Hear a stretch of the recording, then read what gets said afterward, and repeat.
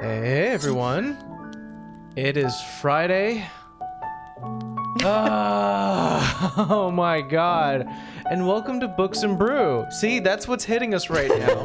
I started work at 7, so you know I'm tired. That's fine. You could have took a 30-minute nap. I got out and I'm here. Regardless. How's it going, everyone? Welcome to Books and Brew. This is a show where we kind of talk about whatever we want. Generally, it's whatever new book that came out, whether it's official or not. Is Tal'Dorei Reborn considered official I think so, canon? because it's by D&D Beyond. It's a collab. Well, no, D&D Beyond doesn't mean... I mean, I did the other people. The other people?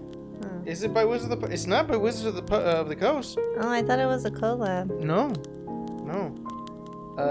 It has the Darrington Press and the 5th edition stamp, but that doesn't mean it's a Wizard of the Coast approved thing.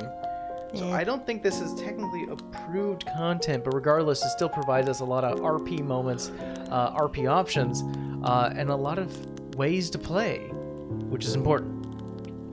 We've gone over subclasses, feats, and some magical items, but there are tons more that we can go over.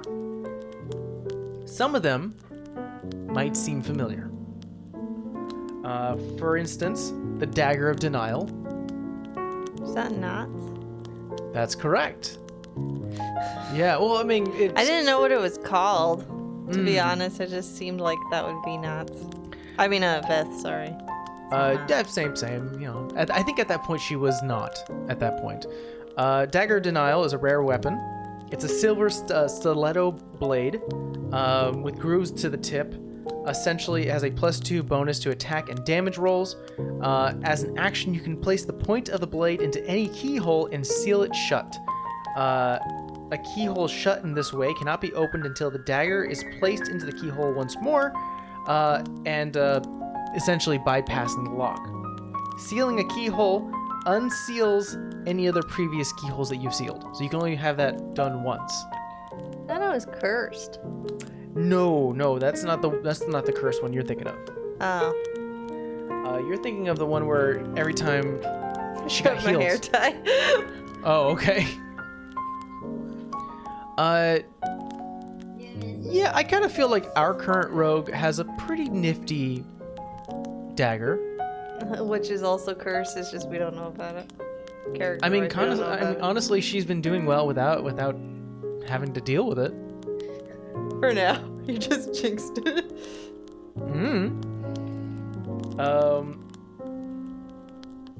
Michael, be nice to him. Our cat likes to beg. Mike's mean. Yeah. There's also a thing here. Let me see. There's a couple of items here that I'm not aware of, that I don't really know what they do. So we're gonna find out together. The Echo Stone. I thought that was a Hot Boy thing. I can't think of his name. Essek? Yeah. Hot Boy. Just because of the animated. They always do that every time he's on screen. I don't know. It says here it's a dull blue river stone that is soft to the touch and makes remarkably little sound when dropped. You right? Yeah, I hit myself. When an echo stone is squeezed as an action, it glows faintly for 1 minute. The stone records all... Oh, we know this! Yeah, it wasn't there. It wasn't Essex. Jester did this. Yeah, she got that in those fart stones or whatever. So essentially... No, not those. The one where she wanted to go pick up her mail and she wanted to pretend or something? Yeah, but like it was given to her. I know which one. Like it makes it sound like you're projecting your voice. Yeah, so essentially what it does is that for that minute, the stone records all sound made within 15 feet of it, and then repeats the sound at equal volume every 5 minutes, once every 5 minutes, and the repetition continues until the stone is squeezed again as an action. So essentially, it's record your voice, and it's almost like it's essentially a like a speak and spell type of thing. You know what I mean? Let's see here. Magician's Judge. I think we talked about that last time, so we don't need to go into that as well. The Mirror of Infinite Transpondence. It sounds familiar, but I don't remember if it was in the campaign or not. It kind of does sound familiar, huh? It sounds like we've seen it before, or at least heard it. These silver mirrors, hand mirrors, always come in pairs. When activated as an action, a mirror establishes a visual link with a paired mirror for 10 minutes, with the two mirrors as opposite sides of the same open window. The mirror creates a connection even if both are on different planes. Oh wait, this is the one that they used to talk to Alora when they were in the Super Fun Ball. Remember, I thought it was a handheld mirror. That's what it is. Oh, it says okay. here, it's these silver hand mirrors. I think that's what this is. He's mad at you. I don't care. Michael. No, you gotta learn. He's eating the box. And then he remembers and then he meows at you. Mm-hmm. Oh, this was an item that I love a lot because it came from my favorite character in Campaign 1. I don't really have a favorite character in Campaign 1 except for this guy. The Rod of Mercurio Form. Whose was that? This humble steel rod is engraved with the tiny symbols resembling different weapons, as well as the moniker TD. A creature holding the rod can speak the name of a simple or martial weapon out loud as a bonus action, causing the rod to transform into an ordinary weapon of that type. When in this form, a ranged weapon, the rod magically creates its own ammunition. Are you talking about Terry? It's Terry Darrington, yeah. Remember he goes, sword! The sword appears. Battle axe, and a battle axe appears. I love Terry. Terry's the best. I tend to rewatch that moment where he gets introduced. Kind of It's a clusterfuck when he gets introduced. quarterly of the year I watch it because everyone's faces were like Scandal left. That was their buddy, and then all of a sudden there's this asshole, and then he's like, "Hi, you guys are amazing," and they're like, "Fuck you, Sam." It's the best. I don't know this one. Maybe we do. We'll have to see. The Storm Rider boots. That wasn't Vex or Vax, was it? No, he had Vax had the boots of haste. What about Ayasha? Yasha? I don't know. This sounds like what it'd be for her, right? But we'll see. The Storm Rider boots, these dark leather boots, look to be of common make, but subtle patterns of swirling storm clouds upon their soles suggest that the potency of their enchantment. You can activate these boots as a part of your movement, gaining the following benefits until the end of your next turn, or until the end of your turn. So it's done. You have a flying speed of 90 feet. Opportunity attacks against you are made with disadvantage, and whenever you move within 5 feet of a hostile creature, it must succeed a 15 dexterity saving throw or take 3d8 lightning damage. The creature cannot be damaged in this way more than once per turn.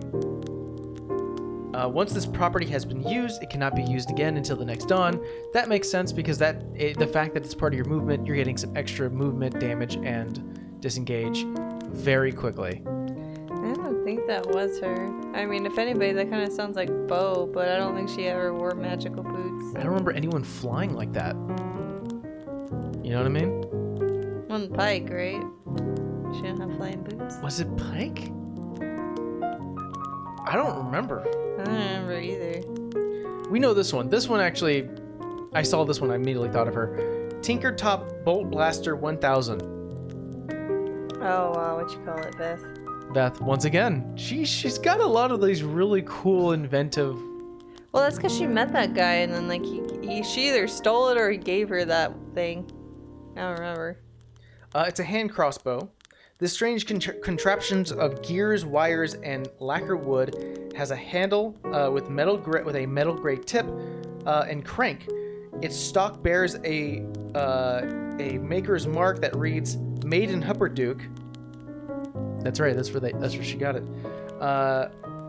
It gains a +1 to both attack and damage rolls. If you roll a natural 20 on the attack roll made with this weapon, you can immediately make another attack with this weapon, resolving the critical hit.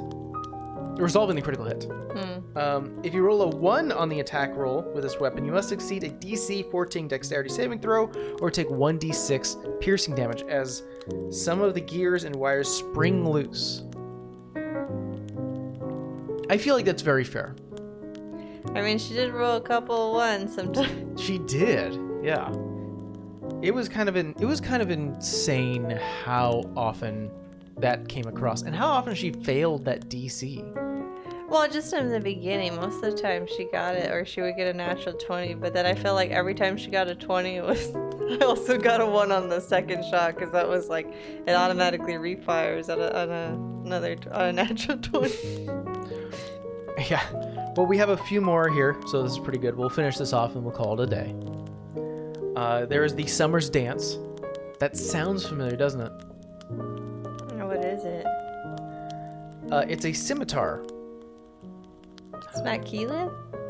Wait, is this Molly? Oh, maybe. Yeah, I because thought he had 2 blades, though. one of them was Summer's Dance, I think. Oh, yeah, that's right. and that's didn't right. Bo take it? No, I think Yasha took it. Yasha took it. Right. But it didn't do anything, so like it was just like more of a I think it memorial did something, thing. but I don't think it was. Well, maybe meant- Yasha or Juster, I don't remember, but somebody had it for a while. Yeah. But I think they were just hanging onto it. They don't think they ever used it. They never, because it wasn't spec'd out for them. Yeah. Yeah, it wouldn't make sense. But I thought his blades were only like made out of glass or some shit. I don't Except know for that one. Maybe. I don't remember. It says here, this beautiful golden blade appears to bend and flex like a reed with your movements. Excuse me. It gains a +1 to both attack and damage rolls made this magical weapon. It also has 3 charges and regains 1 charge each dawn.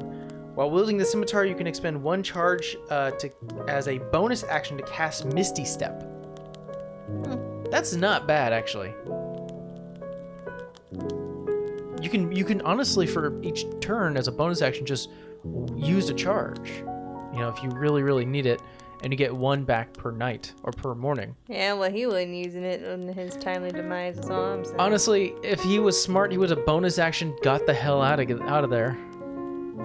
Maybe he already used it. I don't know, but like when he did it, like after the fact, when we actually understood Blood Hunter, hey JD, Yo, Shady. a little more, I'm like, why did you do that? Because he fucked himself. He did. By doing that Maledict, it like damaged him, and then when he took the other hit, that was it. I think he took himself out, didn't he? No, he didn't take himself out. No, I mean, not to kill him, but knocked him unconscious. I think he knocked himself unconscious. No, No? he had done damage, so like when he attacked him, it would do something, but like the type of weapon he had, and like I think the amount of damage he did was like over, so it was like it was instant kill. That's why he was like, there is no coming back from that, you're dead. So I was like, ooh. You already know this. I want to play a tiefling. You want to be a tiefling blood hunter? No. Oh. No, absolutely not. Actually, I already told you this for Nick's campaign. I want to be a reborn. Oh yeah. But reborns is just a legacy. You can have the stats of a reborn, but doesn't mean you have to look like a human. I want to be a reborn tiefling. Like Steve got to play a tiefling. I want to play a tiefling. You know? Yeah, I'm really excited. I want to play a tiefling so bad. I'm not going to do it until... I guess I did play one as Rise. And Edward. We don't count that. Yeah, you were a tiefling as Rice. I was a tiefling as Rise. I feel like my most interesting characters are tieflings. I think you just make them extra weird. Like, Lilith is a little special. Of course I make them extra weird. But, I mean, she's a little weird. But not necessarily because she's a tiefling, I think. It's just because she's a paladin and she's weird. And then the horns just make it extra weird. Well, I think we only have like maybe 2 more magic items to go over. So let's try those out right now. The Doublet of Dramatic Demise. I have no fucking clue what that is.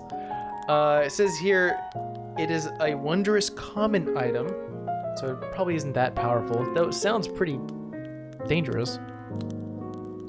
The Striking Satin Jacket. Oh, no, it's Demise. This Striking Satin Jacket allows you to make most of your dying moments. What the fuck? If you drop to 0 hit points while wearing this doublet, you do not fall unconscious. Instead, you are incapacitated, and your speed becomes 0. Oh, instead, you are incapacitated and your speed becomes 0, but you can speak and communicate. You make a death saving throw as normal, but if you roll a 1 on the d20, you swoon with a loud gasp and die immediately. That's bad. So, I guess the idea is that, like, you get hit. You want to be dramatic? Yeah, you no more HP, and you're like, help me, I'm dying. And, like, everyone's like, shut up, go unconscious. It's like, I'm incapacitated. Help, I'm rolling death saving throws. Which actually would be helpful if, like, a friend was dying and you're like, well, I didn't hear him drop. And you're like, no, you can hear me. I'm over here. Yeah, but you're fucked if you roll a 1. Natural 1.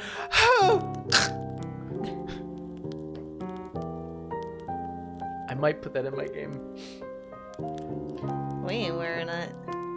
Nobody trusts any codes the DM gives you. Yeah, but you can talk to people you save. If it was up to me, I would make it a rule that you have to really sell me that you are dying still. Like, it's not like, guys, help me, please, I'm dying. No, you gotta sell me on that shit, or I'm taking that item away. It's not gonna work. Help! Absolutely. Putting that in my game, no problem. No. What do you mean, no? Let's look at another coat. The coat of the crest. Does that sound familiar? I know Molly had a coat, but I didn't think it did anything. No, that was his like very favorite colorful coat, right? It wasn't anything special. But it says here, this exquisite coat is cut in long, high collared style popular amongst nobles in the Cloves, Concord. That was a lot to say. I'm really sorry. It's the end of the week. I'm just running on gas right now. Let's see here. You gain a +1 bonus to AC while wearing this coat, and it can be worn over light armor. Not bad. Additionally, when this coat has 3 charges, and regains 1d3 charges every dawn. So that means you roll like a d6 divided by half. When you are a target of an attack while wearing this coat, you can expend 1 charge as a reaction to gain resistance to 1 type of damage from the triggering attack. The resistance is effective against the triggering attack and lasts until the start of your next turn. It's kind of like how Rolly's reaction thing for fire damage works. Except he has like unlimited, but he uses up a reaction. Which, by the way, I'm waiting for the moment that happens and be like, and the guy runs away. I hit him. No, you don't. Reaction gone. What? What? You're still in a fight. We are? Yeah. You're fighting test subject 113. Ah, fuck. I forgot about that. The ship is taking on water. Oh, yeah. And things are going to start happening, man. It's like the one game I can't fly away. Yeah, you don't have any flying abilities, do you? Well, I think as a Unity cleric, I don't think I get access to polymorph, which is stupid because it's a cleric spell. I don't think it is a cleric spell. I think the only reason that Jester had it was because of... Caduceus had it too. He did? Thought he did. I'm very curious. No, I think he... No, wait, no. Caleb had it. Yeah. Jester had it. Let's see if Edith has it, but I don't think she's leveled enough. That's an interesting point. What level is Polymorph? 5?